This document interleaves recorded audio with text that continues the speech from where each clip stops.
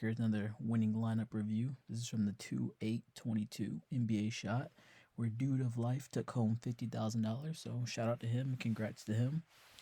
This is a little series I do where we look back at the last night's winning lineup, kind of see where these guys fit in the winning lineup, and see if we can take a little bit of what these guys did the night before and implement it into our game, so that one day we can take down a tournament ourselves. Excuse me. Um, like always, if you guys like these videos, go ahead and drop me down a like below. If you want to keep seeing me pump these out for you guys, go ahead and give me subscribe down below as well. If you like to see any improvements or tell me what you like about it, go ahead and drop me down a comment down below as well. Definitely a weird night last night. A lot of blowouts. And that's kind of evident by this lineup. Kind of like off the wall kind of plays. Kind of different from what we've been seeing in the past. But let's go ahead and jump right into it. At our first spot here, it's our old guy, Darren Fox, rumored to be traded this past week, with him missing about a week and a half of games. Turns out it was Tyrese Halliburton instead of Darren Fox. So he finally was active last night and got to play. Came into the game last night, second highest game total, second highest pace. So great spot game environment for a point guard, especially of his caliber, who likes to push the pace. Works well in fast game environments. Most of the team was out due to trades. We have Halliburton out, obviously. Buddy Hield was out just before tip. It was ruled that Raquan Holmes was also out due to personal reasons. And we know Terrence Davis has been out as well with that broken wrist. Came in immediately, 35 plus minutes, 22 shots, with nobody out there really but him. He was the guy coming in the offense, taking all the shots. And the 35 minutes got a little evident that the ankle injury wasn't as serious as we expected. It was probably more of a trade bargaining chip to keep the guy healthy. So that was good to see. He's healthy, so he's probably going to be playing his full complement of minutes from here on out. He also came in with good history versus Minnesota. He's been averaging 47 fantasy points against them over the last 3 games where he's played at least 30 minutes. And he kind of kept that trend alive, getting about 45 here tonight. Our first kind of wild play, we have Marcus Smart here at point guard. He was going up against the depleted Nets team, and without the big three, these guys are pretty pitiful. As we saw last night, I believe somewhere in the first quarter it was 28-2. The Celtics were just blowing these guys out. And I believe that's kind of how they played last night. The Celtics kind of came out, saw that they were hitting shots. These guys weren't really, putting up a fight. So I think guys were just having fun, chucking up shots and seeing what they can do. I think Marcus Smart definitely was one of those guys.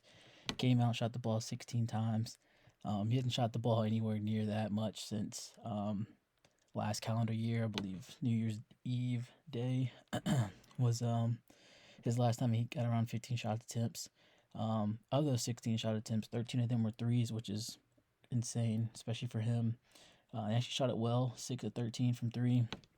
So I think they just came out, you got, Patty Mills, Bruce Brown, a couple just bench guys, and we're just going to chuck up some shots, see what we can do. And they were certainly hitting them, blew these guys out the water.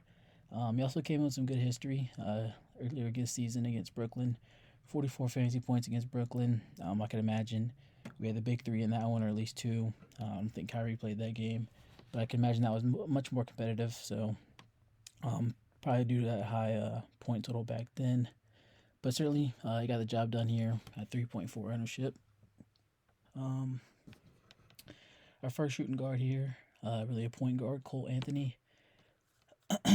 Great game environment. Top 5 game total last night with the tightest spread, -1. So basically a pick 'em.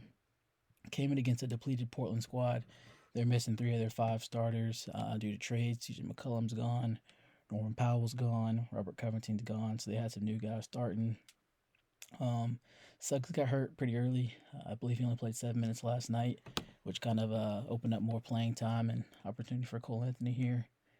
He was able to play 35 minutes, got up 18 shots with 30% usage. So I believe that definitely helped him. He kind of contributed in all stat categories, as you can see. 9 assists, 7 rebounds, 2 assists, 2 steals and a block. Again, I think that's pretty evident to the new Portland team kind of, gelling together. Maybe their defense is as tight as it should be. Maybe their offense, was a little sloppy, hence the turnover. So I think Cole Anthony definitely took advantage of that and put up a nice little line last night. Second shooting guard, again, another point guard, Anthony Simons. Very popular, as you can see, 52.3% ownership last night. Similar to Cole Anthony, again, same game, obviously. Top 5 game total, tightest spread on the slate. Again, Portland's lineup was out mostly due to trade injuries. A couple of the bench guys were out due to injuries. Starters were pretty much traded. That allowed Anthony to get up 38 minutes, just 10 minutes shot from the whole game, 17 shots. So he's going to go out there, get as much burn as he can. Pretty much the only guy out there who can do anything offensively. We saw earlier in the season when Norman Powell and CJ McCollum were out due to injury, this guy was taking over 50, 60, 40-point games, night in, night out. So definitely this is a guy we should keep an eye on over these next couple games when he's kind of the only guy out there. And we should expect a bigger point outburst than this 33 he put up last night. First small forward spot, we have Chris Duarte. 4th highest game total. Great environment for our wing players here. Indy came in missing all 5 of their normal starters. Opened up a starting spot for Duarte and some playing time and shots, obviously. 34 minutes, 16 shots, and had in the past very good games when all the starters were out. I believe he had 2 against Phoenix and Golden State, and I believe he put up 50 against Golden State and 30 against Phoenix. So definitely had some good history in this spot. Also came with a great matchup against Atlanta. They were the 6 words versus the small forward position over the last 15. He obviously got the start there.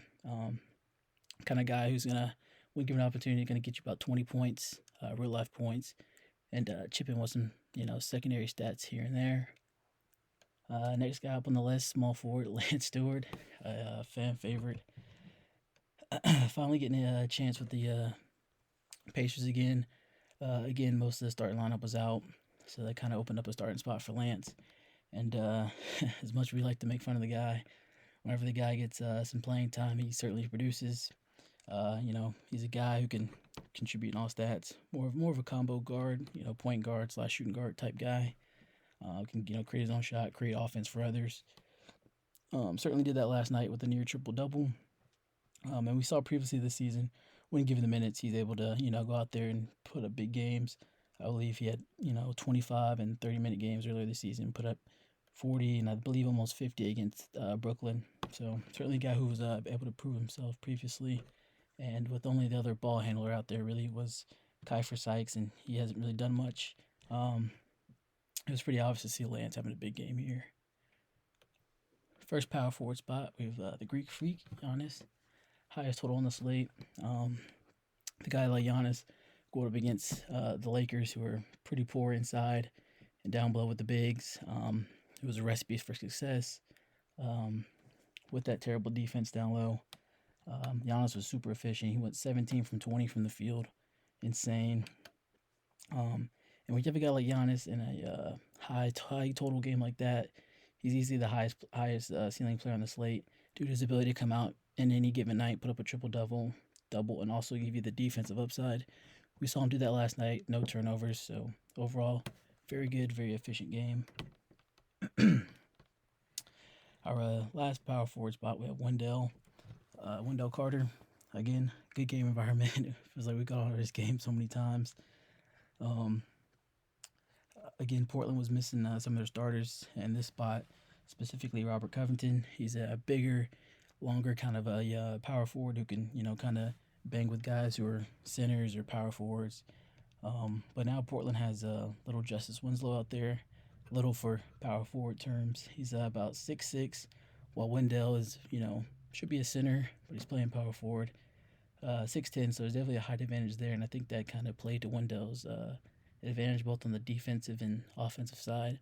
Offensive for scoring and defensive here with the blocks and the rebounds. So I think that definitely played to his advantage. Again, no Suggs. He was out early. Maybe that might have helped Wendell, pack up some of these assists, a couple more shot opportunities. So definitely had a nice effect on there. In our last spot here, we have Bomba at center. Kind of a questionable play, but obviously it worked out. Not going to question it. The results speak for itself.